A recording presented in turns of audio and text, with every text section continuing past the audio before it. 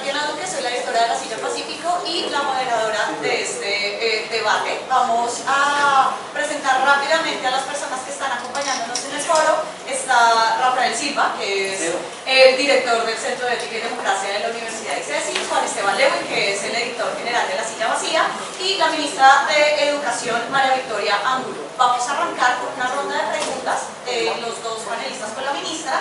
Y mientras se van respondiendo las preguntas, esto es más o menos unos 20-30 minutos, vamos a también recibir preguntas de los estudiantes que yo iré recogiendo y que vamos a estar conversando próximamente. Así que vamos a arrancar con este orden. Hola Tatiana, buenas tardes. Buenas tardes a todos, señora ministra, señor rector. Buenas a todos, sin mayor, demasiado protocolo. Yo creo que podemos entrar de una vez, no tenemos tanto tiempo, con una pregunta muy grande, ministra, creo yo muy amplia, que nos permite atravesar el tema, y es: ¿qué es para usted la formación en ciudadanía? ¿De qué se trata eso? Buenas tardes, un saludo a todos, al rector del ICESI, a la generosidad de este espacio y a la silla que toma estas conversaciones. Yo creo que hablar de formación ciudadana, además Colombia fue pionero hace unos años en ser el primer país en definir referentes en cultura ciudadana y competencias ciudadanas. Se hizo evidente por la realidad, no solo nacional e internacional, que no solamente debía focalizarse la formación en contenidos, sino que el desarrollo ciudadano es un desarrollo que vinculaba un proceso desde la escuela, desde la familia, y que le preguntaba a uno profesionalmente para que esos valores que uno denomina una coherencia entre los principios éticos, el quehacer en el trabajo y el quehacer en la vida personal. Cuando llegó al ámbito educativo hace más o menos 15 años, se estaban refiriendo los estándares de competencia en ciudadanía. En aquel momento también vino toda la influencia de la cultura ciudadana del profesor Mocos. Y cómo Colombia entonces llevaba a la escuela unos referentes de comportamientos, principios y de respuestas ante fenómenos, incluso a resolución de conflictos y demás, que los profesores pudieran intencionar en la escuela. No como un tema memorístico, sino como una forma de comprender, aprender esa situación y darle una respuesta desde una vía pacífica, donde pues, el lenguaje y los espacios como este fueron la forma de que esa sociedad fuera avanzando. Se avanzó incluso a pruebas de ciudadanía. El TIC desarrolló pruebas que hace unos 2 años dejaron de hacerse, que vamos a retomar, porque en este momento que afronta el país, queremos hablar de reconciliación, de reencuentro, pues medir cómo cambian las comprensiones con respecto a ciudadanía va a ser muy importante. Y te añado pues, 2 temas más cuando uno habla de formación ciudadana, y es remontarnos muchos años atrás, donde el concepto al respecto era solamente una comprensión memorística de cómo funcionaba el Estado y demás, y eso se consideraba como la clase o la materia de democracia, que era tu entender cómo funcionaba el Estado. Luego fuimos avanzando y se fue a un tema mucho más experiencial y convivencial, de cómo a través de las competencias ciudadanas relacionarnos y resolver conflictos. ¿Qué dicen estudios? Incluso un estudio reciente, particularmente para Bogotá, de Christian Cox, que es un experto de UNESCO, experto en ciudadanía, dice que a lo que se retan países como los nuestros es a un equilibrio donde no perdamos de referente la historia y la estructura del Estado y tengamos de mano todos los ejercicios también experienciales. ¿Por qué? Porque cuando tú disientes, cuando tú no estás de acuerdo con una política, con un escenario, si conoces muy bien también cómo funciona el Estado, pues entiendes cuáles son los canales para discernir, para expresar tus diferencias. ¿Qué decía este estudio de las experiencias que había tenido Bogotá, que había que lograr, y que el mayor reto ahorita en Colombia que teníamos era un sano equilibrio entre todos los temas que permitían ubicarte históricamente, ubicar el andamiaje democrático que tiene Colombia y generar experiencias ya para lo más vivencial de lo que implica saber vivir en sociedad?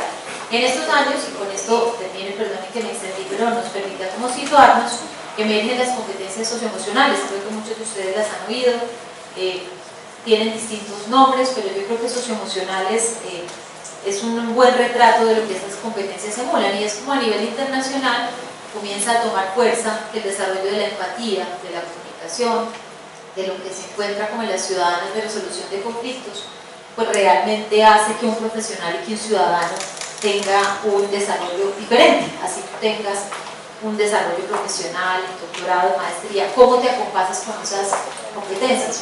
Y cerraría diciendo que entonces ya cuando uno piensa como maestro, como directivo docente, pues el gran reto es cómo llevar esto a que pase en aula. porque ustedes saben que estos temas pues, no son un tema memorístico, que uno le digan venga solamente a hablar una hora, ¿cierto?, de principios de democracia y ciudadanía.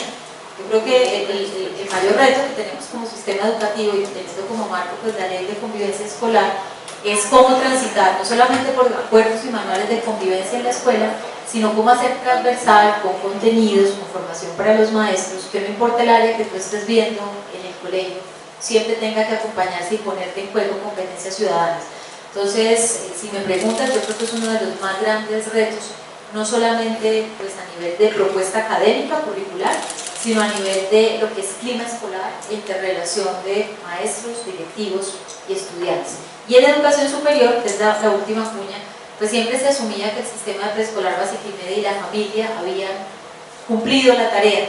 Y es claro, bueno, que esa es una tarea además continua, y en Colombia han hecho un esfuerzo importante varias universidades por ir asumiendo el desarrollo socioemocional también como un objetivo de la formación profesional y posgradual, y también de sus directivos. Uno obviamente en las universidades muchos programas asociados al liderazgo y a estas competencias, lo que deja ver que es un aprendizaje continuo y además uno ya luego lo ve por el ejercicio laboral, pues que lo pone en juego en diversas situaciones que uno tiene que enfrentar, y es allí donde estas pues, competencias le dan las herramientas, los contenidos y la forma de resolver distinto y de venir en sociedad.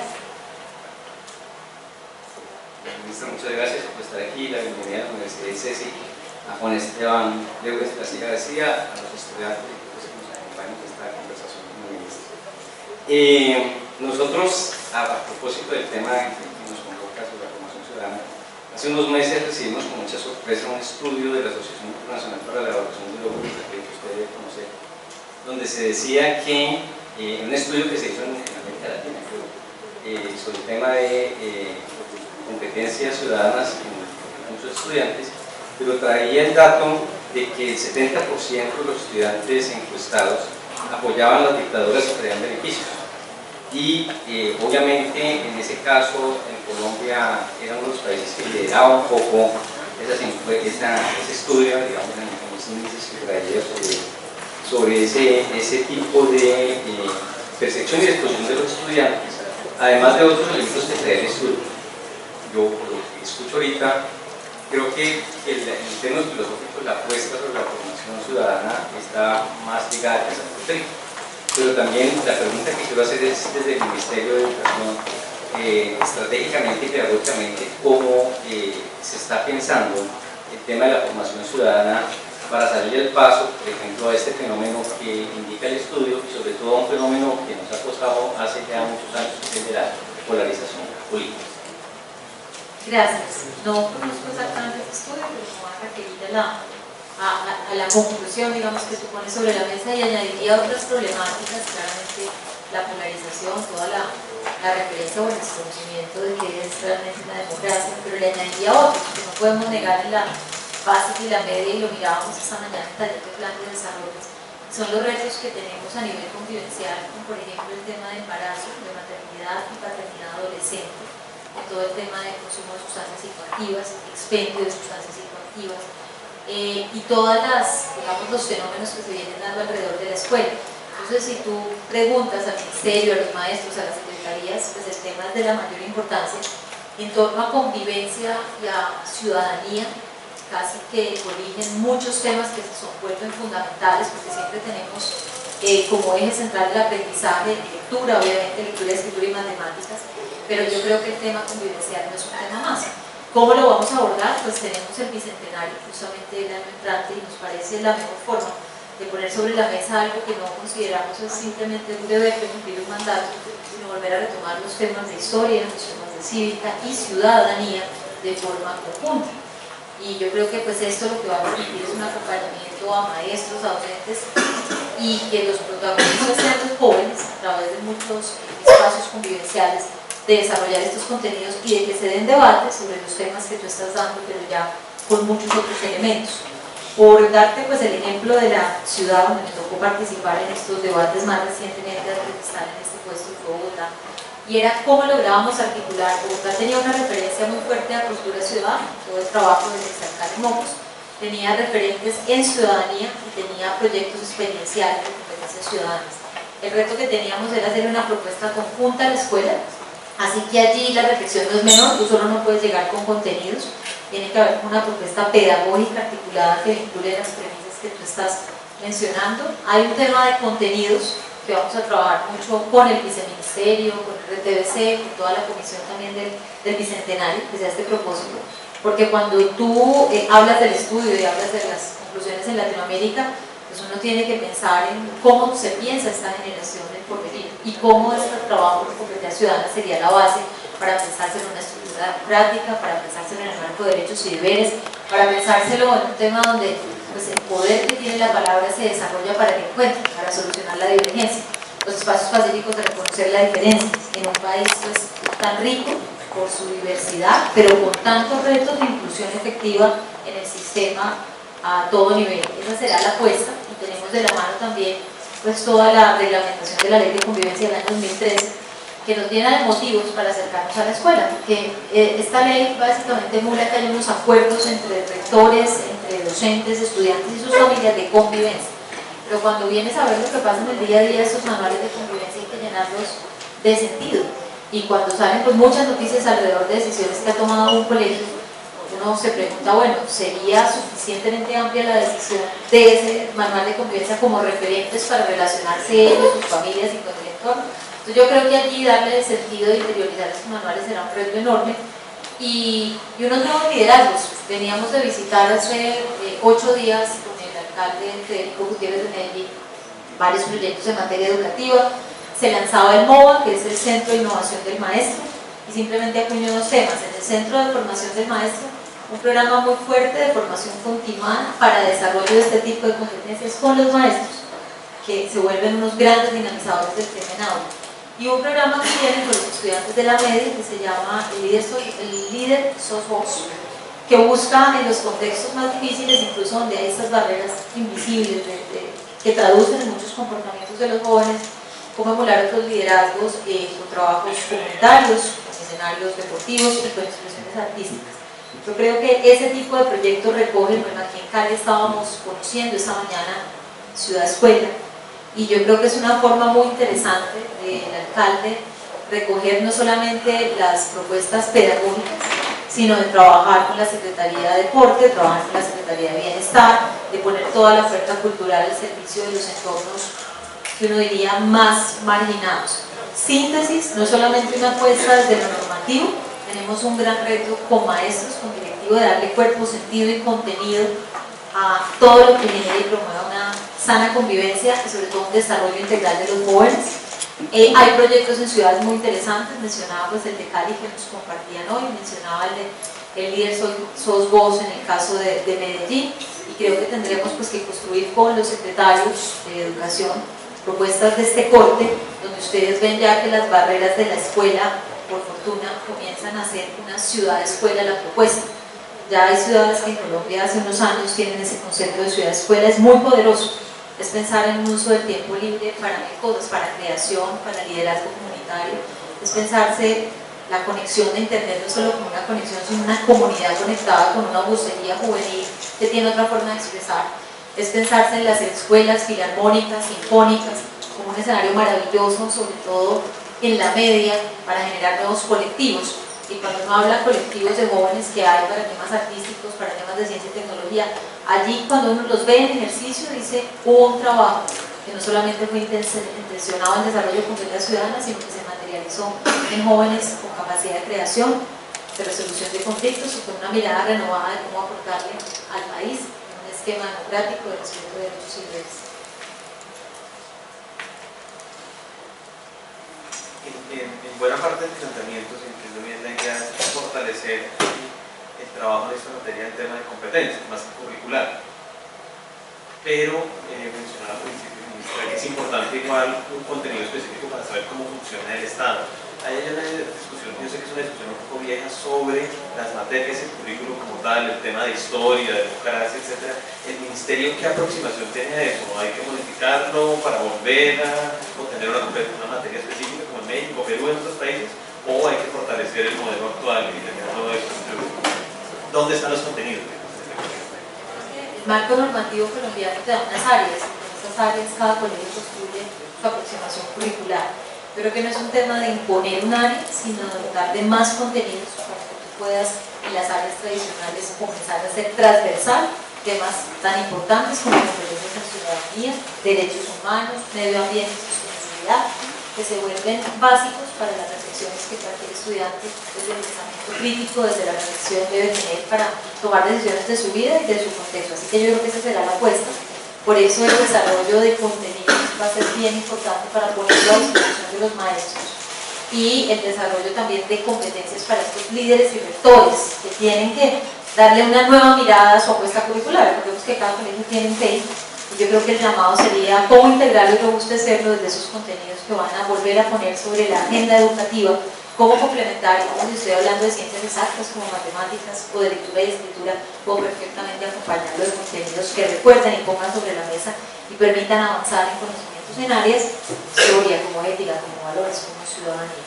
Recordemos que en Colombia hay colegios con distintos énfasis, tenemos PEIs mucho más orientados a lo ambiental, otros orientados a ciencias básicas, comunicativas, tecnologías. Entonces, cómo respetando ese énfasis tú integras, más ahora que la tecnología se vuelve casi la base no solo relacional de esta generación, sino de producción de contenidos. Ese tema me parece muy importante, sobre todo, digamos, en términos de una sociedad democrática. Voy a insistir un poquito en ello, ven ahí la molestia con eso. Pero como la cosa de los contenidos es tan importante sobre esto, digamos, ¿qué es lo que se decide enseñar en términos de competencias para la formación ciudadana? Porque eso de alguna manera, entiendo yo, orienta, digamos, filosóficamente también lo que se está definiendo ahí por formación ciudadana. Entonces, yo quisiera que nos pudiera desarrollar un poco más la idea sobre metodológicamente cómo se piensan definir esos contenidos. Ustedes saben que en materia de ciudadanía el país cuenta ya con unos referentes en competencias ciudadanas. El reto que tenemos es nutrirlo con todo el área socioemocionales y habría justamente que hacerle como un fortalecimiento a estos referentes de las socioemocionales. Te las traduzco para primarias, con un ejercicio interesante que hicimos de emociones para la vida, básicamente para los niños menores de 9 años, cómo manejar la rabia, el conflicto, la expresión de emociones, y cómo hacerlo, un proceso que acompaña a las maestras de las ciencias básicas de primaria, que tú sabes que son lectura, escritura, ciencias, matemáticas. Yo creo que ese es el gran reto de tu pregunta, y no tocarlo como, o abordarlo desde dos líneas de proyecto distintas, que es la tentación. Incluso lo mirábamos cuando queríamos evaluar competencias ciudadanas, que es la aproximación que tiene el ICFES, que va a volver nuevamente a evaluarse, y cuando queríamos evaluar socioemocionales. Entonces, en socioemocionales me decían que lo evaluara desde las expresiones artísticas y culturales, que era también una forma de evidenciar el desarrollo de los jóvenes. Si las logramos articular, me parece que puede ser una herramienta viable, potente para las instituciones educativas, con todos los retos que tienen, y casi que es una, digamos, forma de complementar o de armonizar el rol como maestro. Hoy el maestro está trabajando temas como manejo de las emociones, manejo incluso del cuerpo. Trabajamos con el Colegio del Cuerpo, un programa muy interesante con maestros y rectores para, pues finalmente uno como maestro está siempre en escena, está siempre en un contacto con los estudiantes, está queriendo expresar, matizar o detonar emociones. Entonces vienen a la escena educativa un montón de temas que ya no pueden ser considerados como anexos, sino como la base de la formación para tú conectar desde la emoción, despertar y desarrollar esas competencias en el mundo.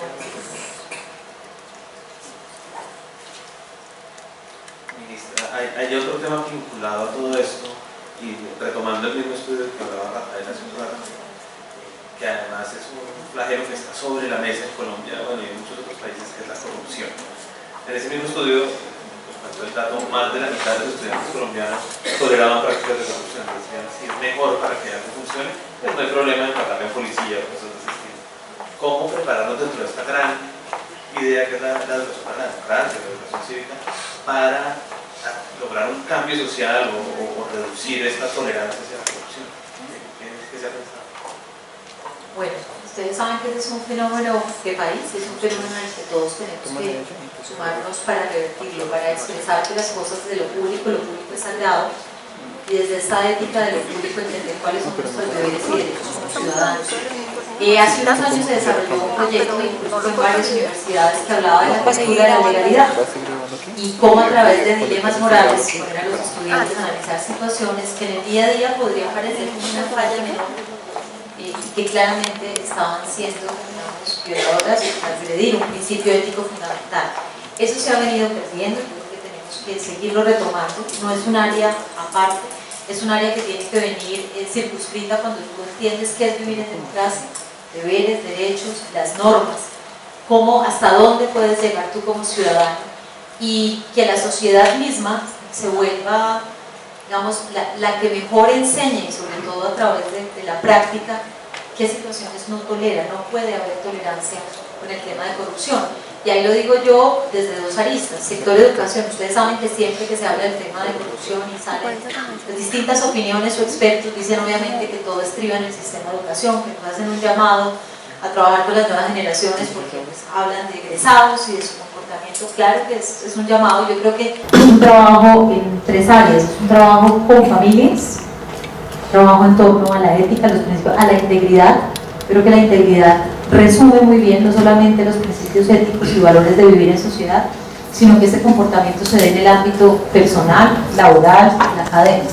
Allí pues también las universidades han venido haciendo muchos esfuerzos de pactos de integridad. La Universidad Nacional desarrolló unas cátedras muy interesantes virtuales para los funcionarios públicos a través de una denominación de cátedra de integridad en las actuaciones.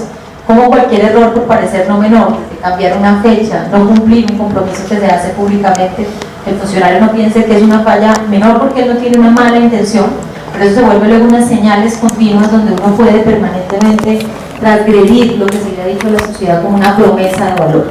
Así que pues tú pones un tema que hace parte de la agenda que uno tiene que trabajar en ciudadanía y que para el caso particular de Colombia pues cobra la mayor importancia. Ustedes saben la lucha que nos estamos dando, por ejemplo, en temas de alimentación escolar. Pongo porque creo que refleja un sentir de la sociedad donde la sociedad no puede tolerar. Los recursos para los niños son sagrados, pero además muchas prácticas de mercado que se dan generan monopolios, generan que los precios no sean los adecuados, colusiones, que sean ciertos grupos los que manejen el tema de alimentación. Ese sería el ejemplo perfecto donde uno se integrara como sistema educativo, como padres de familia, como veedores y obviamente con desarrollos normativos que estamos en un proyecto que está en tránsito en el Congreso, por ejemplo, de contratos tipo, o en un artículo que pues esperamos poder lograr incluir en el plan de desarrollo que tiene que ver con cómo inhabilitar a un proveedor no solamente con una multa, sino que no siga transgrediendo las prácticas de mercado.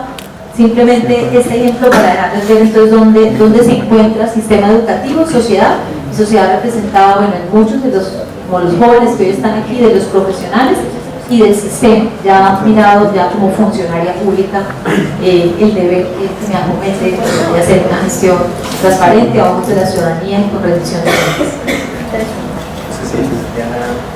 Está moderado. Sí, encontramos nosotros. Sí, pueden tener una pregunta más clara. Ah, bueno, listo. Sí, la última para darle espacio al auditorio. Hay dos cosas que me parecen interesantes en la conversación que llevamos. Pues voy a preguntarlas así. Una es el rol de la familia, digamos, en el tema de la formación ciudadana de los niños y de los jóvenes. Y por supuesto, digamos, el rol del Estado, cómo el Estado está pensando esa preocupación. Y que, hasta donde entiendo yo, digamos, el asunto está siendo tramitado desde la cuestión curricular, desde los contenidos en las áreas de formación en la escuela, de los chicos y de los jóvenes ya en la universidad. Pero yo quisiera saber desde el Ministerio de Educación qué otro tipo de proyectos, más allá, digamos, de lo estrictamente curricular, se están pensando para fortalecer esta cosa del vínculo ciudadano, del rol del ciudadano, con el tema, digamos, que vuelvo sobre el que decía con Esteban ahorita, muy preocupante el tema de la corrupción, con el tema, digamos, de la polarización, con el otro tema también muy complicado, que pese a las últimas elecciones y las últimas convocatorias a votación, pero que también sigue siendo preocupante el tema de la apatía política del ciudadano, que eso genera un déficit profundo de la democracia. Yo quisiera saber, ahí desde el Ministerio, entiendo, digamos, que acepto con llegar al Ministerio, entonces, pero ¿qué hay pensado sobre eso?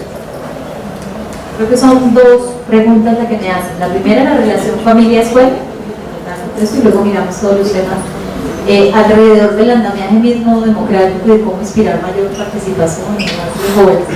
Creo que la primera es clave. No sé, para el auditorio le parece de pronto una obviedad que uno diga la relación familia-escuela, pues porque siempre ha estado allí la posibilidad de tener una relación familia-escuela. Lo que demuestra los resultados de nuestro sistema, por lo menos en preescolar, básica y media, es que no es tan activo la relación familia-escuela. O sea, tenemos un reto como país. Cuando uno lo plantea así, entonces obviamente le dicen, bueno, ¿usted qué asume? Entonces la familia va a asumir retos o funciones de la escuela, y ahí en esa discusión es donde hay que hacer una apuesta clara de cuál es el reto como familia y el reto como escuela. Y les cuento una experiencia brasilera que yo creo que es de lo más interesante que uno encuentra en América Latina, que se llama Las 5 actitudes para cambiar la educación. Las 5 actitudes fue construida con muchos padres de familia de muchas regiones de Brasil, porque se les preguntaba, bueno, ¿de dónde viene la apatía? ¿Usted a qué lo convocan en el colegio? ¿Usted solamente va, por ejemplo, a la reunión de notas, o cuando hay algún problema, bueno, acá le dicen los papás, cuando hay algún problema con su hijo? Y la respuesta normalmente era así. ¿Qué comenzó a integrar Brasil en las 5 actitudes para resumírselos de forma sencilla? Claramente hay un eje que buscan los padres y que les sirve a la escuela, que es interpretar las evaluaciones, más allá de solo llamarlo a la entrega del boletín, entender y hacerlo partícipe del proceso cognitivo y desarrollo del niño. Incluso hay países como Inglaterra que ya van un paso más, donde lo más importante para tanto la maestra como quien acompaña la clase, son 2 maestros en ejercicio, es un informe que retroalimentan los profes a los padres, y los padres lo vuelven a mandar a la escuela. Casi que se vuelve una conversación muy fluida, entendiendo que cuando uno llega a un grupo de 20, 15 o 30 niños, todos tenemos un estilo de aprendizaje distinto. Y esas son pues unas competencias que resultan clave a la hora de abrir este espacio en torno a cómo aprende su hijo, qué dificultades, qué falencias, y además a poner en su justa dimensión que la diferencia en aprendizaje no es per se un problema, es una oportunidad. Y ustedes saben, pues muchas veces la retroalimentación del colegio al el padre queda un poco inquieto, pensando que le están casi dictaminando un problema a su hijo, y es más que un problema, es entender si su hijo es mucho más visual, si es más auditivo, ¿cierto? ¿Qué áreas o momentos lo logran concentrar? ¿Qué lo conectan? Si definitivamente es una persona mucho más sensible y emocional, etc. Entonces, esa era una de las 5 actitudes. La otra, que también parece muy evidente, es vincular a las actividades diarias laborales de los padres a los hijos, para que entiendan contexto país, contexto de historia, cómo funciona la democracia, y comiencen a valorar el esfuerzo, no importando el rol que juega su padre, de cómo él decide hacer obviamente un trabajo transparente. Ahí comienza, digamos, el hijo a ver que la ruta que ha tomado su papá viene de unas decisiones no solamente que respetan deberes y derechos, sino que vienen de o el concurso, o el mérito, o el esfuerzo, que son valores que no se pueden perder para tener de derrotero la integridad.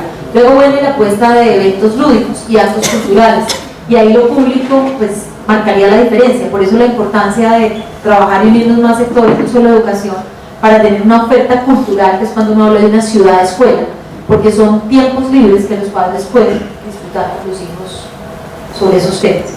Viene un cuarto tema, que es orientación vocacional y profesional, pues que toca mucho el ingreso de la universidad, y esas 5 actitudes para cambiar la educación traían sobre todo como nuevos perfiles asociados a profesiones tradicionales, que cambia la conversación entre los padres. No necesariamente los padres, digamos, tienen una versión actualizada de lo que implique ser antropólogo, lo que implique ser ingeniero de minas, que años atrás estaban muy sesgados a unos oficios o unas actividades muy parametrizadas, que si tiene una conversación complementaria con su hijo comienza a cambiar y a decirles que la educación superior es un tránsito continuo, donde uno lo va construyendo en el transcurso de la vida, y que la primera decisión, que es el pregrado, habilita unas competencias que luego uno mismo se encarga de tomar decisiones para llenarlas, orientarlas hacia otro foco. Esas 5 actitudes para cambiar la educación es la aspiración que tenemos con la viceministra, y un esfuerzo que hemos visto en guías familia-escuela en 3 entes territoriales, y un trabajo que vimos muy interesante en Medellín, que era un componente que se llamaba Inspira, que tenía que ver con los valores de cómo comportarse en sociedad, cómo no transgredir los bienes públicos, cómo cuidar lo público. Y ahí nos estamos refiriendo a áreas de transporte, espacio cultural y ciudadano. Entonces queremos que la orientación de nuestra familia-escuela incluya todos estos referentes y tenga, digamos, una parte final de lo que hemos visto de las 3 guías que pudimos encontrar en el país en torno a integridad.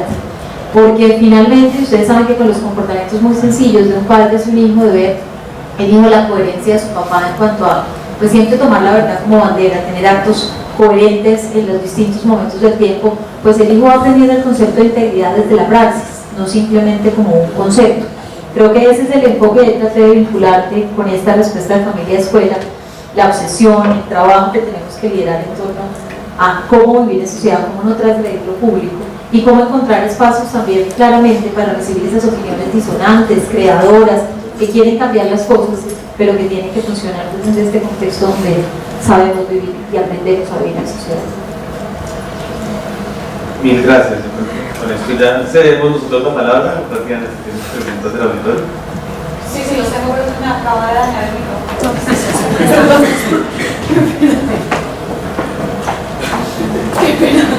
Pasa. Sí, esta es la segunda parte entonces del evento y es básicamente tener preguntas del auditorio. Ya 4 personas han pedido la palabra, así que voy a pasar por cada uno de ellos una vez la ministra responda cada pregunta. Entonces, primero tu nombre y tu pregunta. Bueno, muy buenas tardes para la ministra, para quienes están moderando el espacio. Importante que se dé, el foro está enfocado en decir cómo formar ciudadanos para la vida democrática.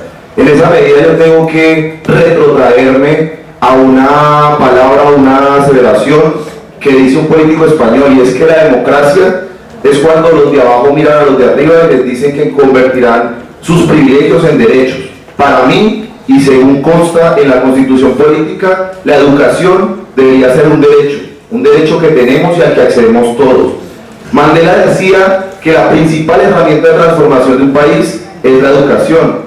Entonces, para forjar una vida democrática, como dice la pregunta, se necesitan ciudadanos conscientes, ciudadanos empoderados, ciudadanos que tengan acceso a la educación. Lo que estamos viendo desde el 92, que se reglamentó la ley 30, es que la educación no ha sido prioridad para ningún gobierno.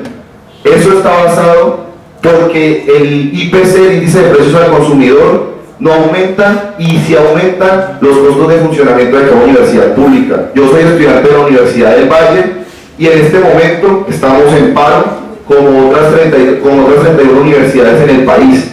Usted decía que tiene un compromiso. Nosotros entendemos que hace 3 meses apenas está usted ostentando el cargo. Es un problema estructural. Exigimos un mayor compromiso de su parte y del gobierno nacional, que usted llena esa cartera. Por eso esperamos que después de terminado este foro, usted esté en la reunión a la cual citaron a diferentes estamentos estudiantiles como la UNES, PENARES o ACRES.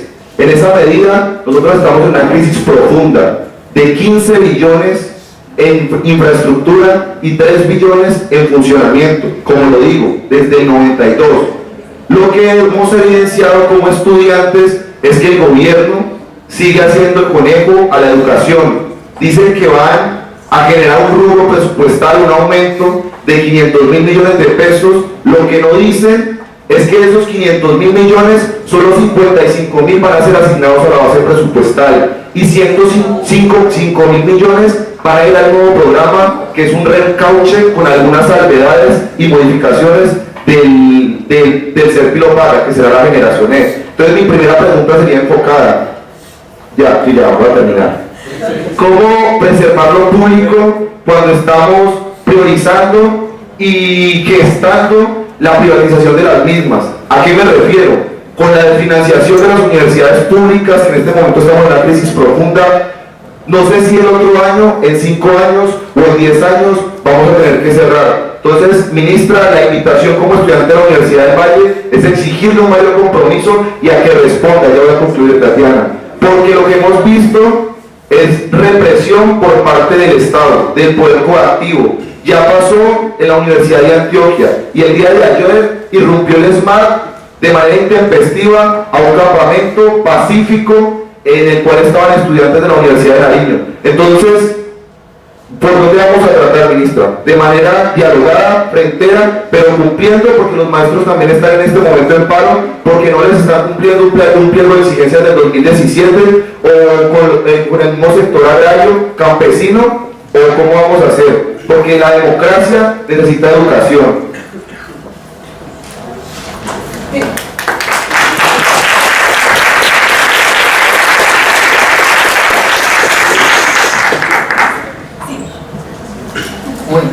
varias respuestas. Muchas gracias por tu intervención. La primera de ellas es una clara prioridad para fortalecer el sistema de educación superior. Y el acceso, ustedes saben las cifras que tenemos de cobertura, que se acompasan con una realidad sentida de las regiones, de tener presencia y darle respuestas a los jóvenes. Digamos, encontramos, como bien lo decía, perdona tu nombre que no lo escuché, Sebastián, al inicio de su intervención, encontramos una realidad que deja ver, después de una reglamentación del año 92, justamente de la ley 30, que hay una necesidad sentida de destinar recursos a la universidad pública para sopesar todas estas inequidades que año a año se han venido dando frente a su crecimiento versus los aportes. A su vez encontramos un sistema con muchos requerimientos, no solamente en superior, sino desde educación preescolar y básica, que arranco por responder ese porque es más largo la educación superior. Tú aludías respuesta a los compromisos con FECODE. No sé si alguno de me vio el día de ayer y antier respondiendo. Nosotros encontramos compromisos tan importantes como el tema de la evaluación diagnóstica informativa, como honrarle la bonificación a los maestros, honrarle los incrementos, sus garantías de la vida y de la vida como líderes del tema sindical, los cuales pues afortunadamente, aquí está la viceministra, llevamos en estos casi 80 días, pues les hemos honrado y devuelto a la agenda estos temas que no estaban. Entonces el compromiso pues con el Ministerio colombiano y los directivos es todo.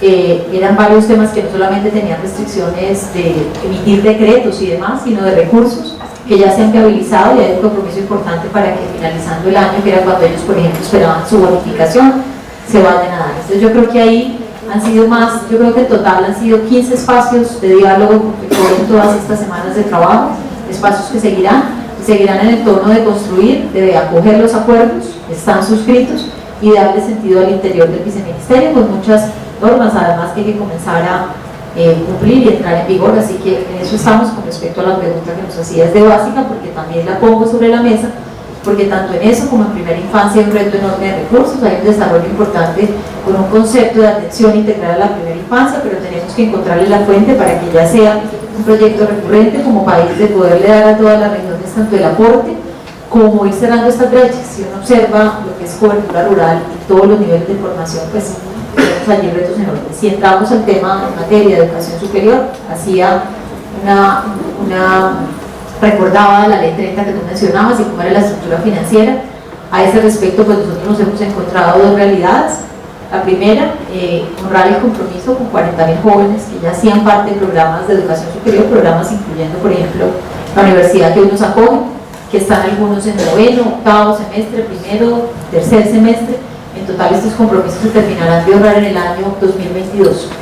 En segunda instancia, además de integrar estos recursos que cada año pues vamos a tener que sumarlos al presupuesto para honrar esta promesa de valor y de futuro de estos jóvenes, era diseñar una estrategia donde en los últimos años estuvo muy desdibujado lo que eran temas de fomento a la educación superior, solamente estaba muy centrado en acceso, en excelencia, que integrar otros elementos. Tú mencionabas la propuesta que el presidente lanzó el fin de semana pasado, Generación E, que me parece importante recordar qué contiene, porque pues yo sé que obviamente al calor de la discusión y al calor de poner la educación de primero, que pues eso es yo creo que pues de lo más valioso que ha venido pasando, se dicen y no cosas acerca de qué es el programa. El primer componente es un componente de gratuidad, va dirigido a las universidades y a las instituciones técnicas y tecnológicas públicas, y va puesto en el foco en el estudiante, que como ustedes saben, no solamente es muy meritorio que acceda, sino tiene una vulnerabilidad económica. Este componente de gratuidad asumirá la parte referida al pago que sea matrícula. Nos hemos unido con el DPS para sumar recursos del Ministerio del DPS y tendrá todo lo referido a subsidios de manutención para acompañar el tránsito.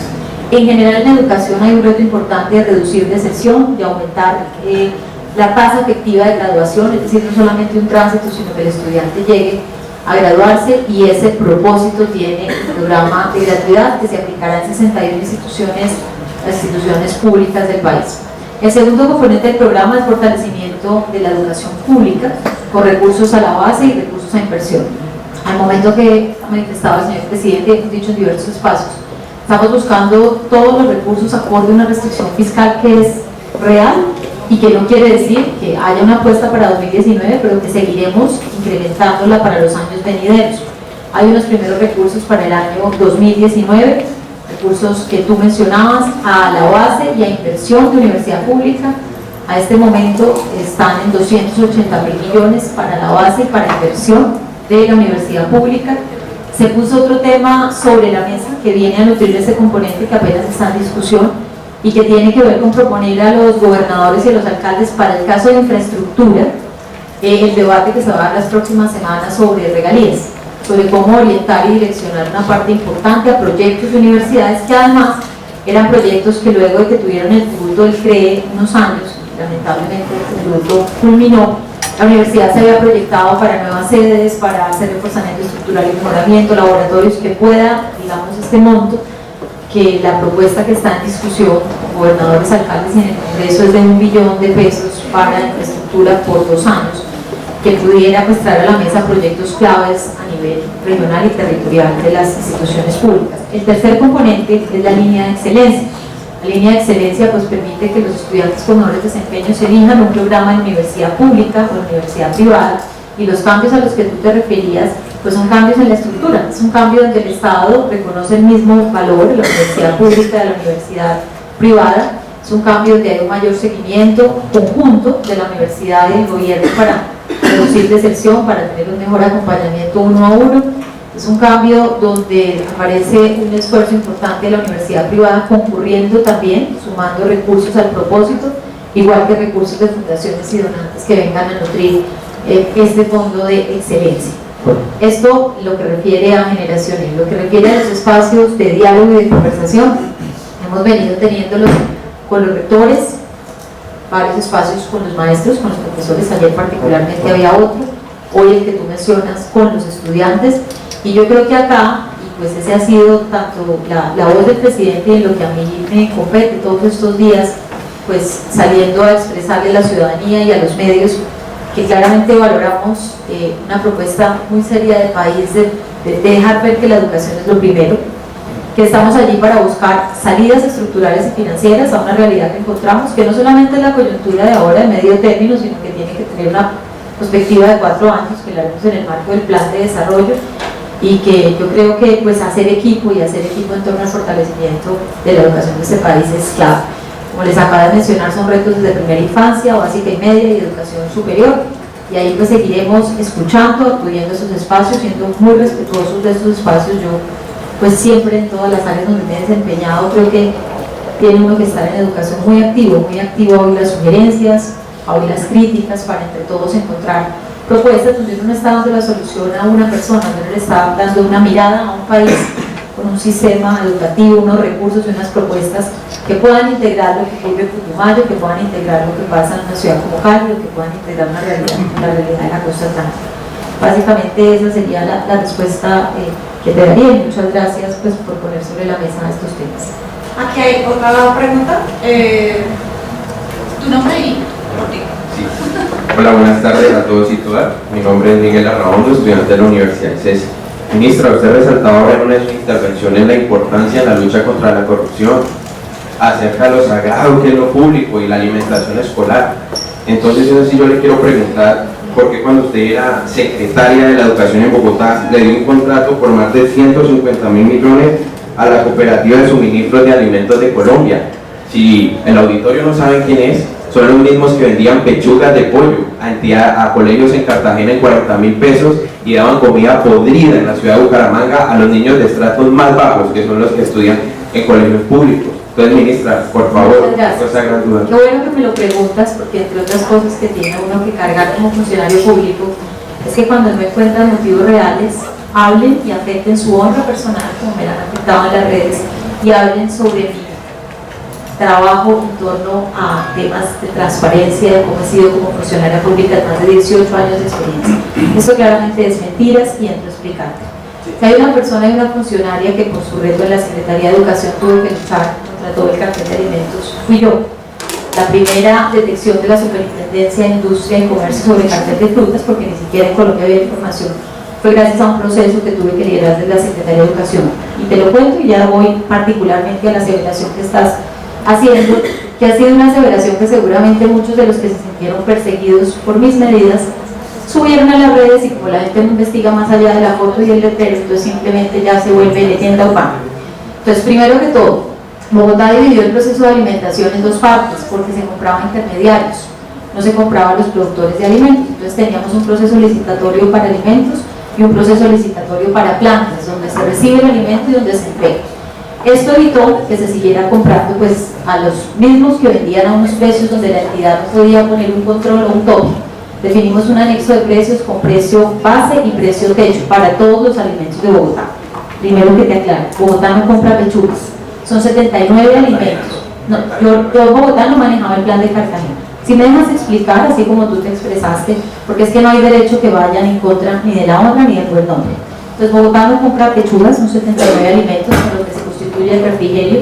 Es otro operador que no es el que tú mencionas, el que hace la comida caliente, donde tiene res, cerdo y carne, que no tiene nada que ver con lo que estás preguntando. Entonces la primera aclaración, y qué bueno que se da, en los refrigerios no se compraban pechugas, por lo tanto yo no compré las pechugas de los 40.000 millones, los 40.000 pesos que se aluden en todas las notas. ¿Qué pasó cuando se dividió el proceso entre comprar productos y entre comprar todo el tema de plantas y distribución? Que en las plantas se ponía una diferencia. Yo tener anexos técnicos, que es lo que anhelo vaya a pasar en todas las entidades territoriales del país. Yo no puedo pagar lo que quiera cobrarme el proveedor, sino al tener anexos técnicos pago solo lo que está regulado. Por lo tanto, Bogotá no podía pagar ninguna tarifa que no estuviera regulada. Otra cosa que es falsa. Y la tercera, sobre los proveedores de las plantas, que se presentaron 8 en el último concurso, uno de los proveedores de plantas de acopios, que se ganó el 3% del total de la oferta de la logística para llevar los alimentos a los colegios de Bogotá, fue esa planta. Y salí a explicar que desde que en Colombia no haya una ley que permita no solo multar, sino inhabilitar, ese tipo de proveedores se pueden presentar en todo el país a diversas cosas, como fue el proceso de concurso al que se presentó. Por lo tanto, yo no ni permití, sino todo lo contrario, transformé el sistema de Bogotá para que no pudiera pagar precios que no fueran los precios que el Estado tenía determinados. Entonces yo creo que es muy importante, cuando hice mi intervención, les mencionaba el proyecto de ley que esperamos de curso en el Congreso de inhabilitar proveedores. ¿Cuándo se inhabilitan proveedores? Y eso, para tu información, que tiene que ver con conceptos de democracia y de cómo vivir en ciudadanía, uno no inventa los desarrollos normativos, son los que están. A hoy, cuando hay una falta de una empresa, se le da una multa, una sanción pecuniaria, y tiene que cumplir otros requisitos. ¿Qué ha venido pasando en Colombia? Que así sancionen a las firmas, van y migran y se presentan a otro territorio, generan otra razón social, etc. Entonces, ¿cuál es la moraleja de todo esto? Un gran reto a nivel normativo, donde el país genere realmente las sanciones para inhabilitar firmas. Eso lo estamos trabajando con el plan del Departamento Nacional de Planeación, con la Superintendencia de Industria y Comercio. Ojalá se dé, porque las firmas migran por distintas entidades territoriales. No pagamos pechugas a 40.000 pesos, no pagué las pechugas de Cartagena y generé el único modelo que al momento en Bogotá tiene un acuerdo marco de precios. Lo pueden ver libremente, está colgado, las transacciones se hacen en línea, donde ustedes pueden ver cada firma que propone, los precios topes que tiene, a cuánto se le pagó, cuándo se le pagó y cuándo hicieron la entrega. Así que lo que pues esboza tu pregunta es la importancia, primero, de dar mucho más información en un tema que es una prioridad, que es la lucha de la corrupción en el programa de alimentación. Pero también, y se los digo ya pues de experiencia funcionaria pública, fantásticos todos los mecanismos de expresión a través de las redes, pero cada día debe haber una mayor responsabilidad en lo que se afirma.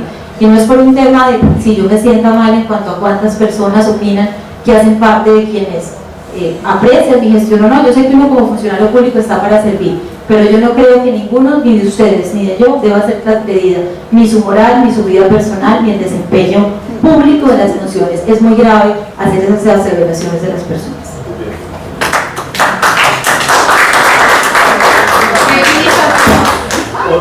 Yo creo que nos da tiempo para una muy breve. Exacto. Le iba a preguntar, tenemos tiempo para una pregunta muy breve. Buenas tardes, soy estudiante de Univalle. Mi pregunta es la siguiente. Generación E es un beneficio que se puede alcanzar con un puntaje mayor al programa Servilo Pago. Sin embargo, ¿cómo alcanzar un mayor puntaje en las pruebas saber con una educación básica que no garantiza totalidad un éxito en estas pruebas? Gracias. Mil gracias. Dos respuestas. La primera sobre el puntaje. Es la línea de excelencia la que tiene un puntaje de 3.59. La gratuidad depende del programa al que tú apliques y la norma de admisión que tenga la universidad pública. El estudiante obtiene sus beneficios en la de gratuidad si tiene un CISBEN igual o menor a 32 puntos. que es el elemento clave, me parece que eso permite aclarar. Y la reflexión que nos haces es muy válida. Definitivamente el tema de calidad, pues no solamente lo vemos en una prueba Saber 11 y en el ingreso a la universidad, sino bien un gran reto que tenemos de la educación básica y la media. Si tú miras los resultados de las pruebas Saber en primaria, que lamentablemente este año no se hicieron, vuelven el año entrante, te dejan ver que cerca de un 45% de los niños examinados a los 8 años no comprenden lo que leen. Yo creo que allí también hay que hacer un esfuerzo muy importante. Ustedes, de pronto, quienes me han acompañado académicamente, saben el foco que hay que darle a acompañar la primaria. En primaria tenemos nuestras maestras normalistas, cómo acompañarlas, tenemos todo un reto a nivel también de textos escolares y de armonización de los textos con espacios de aprendizaje para lectura, para matemáticas, para ciencias. El trabajo que vienen haciendo pues, los maestros es muy importante. Yo creo que a ellos tenemos que acompañarlos y generar esos otros escenarios que potencian su labor y la dignifican. Mencionaba en el primer espacio que me daban la oportunidad de cuál va a ser pues, este programa de fortalecimiento a líderes y a docentes, y yo creo que es un tema también en el tono que tú lo has expuesto de corresponsabilidad, que me gusta mucho y que pone sobre la mesa papel del Estado, papel de la familia, que lo hablamos antes, y también de acompañar al joven en una trayectoria que uno nunca debe sentirse pues 100% hecha la tarea hasta que el joven no se gradúe efectivamente su trayectoria completa de educación superior. Muchas gracias. Muchas gracias, ministra, muchas gracias a nuestros panelistas, a ustedes, muchísimas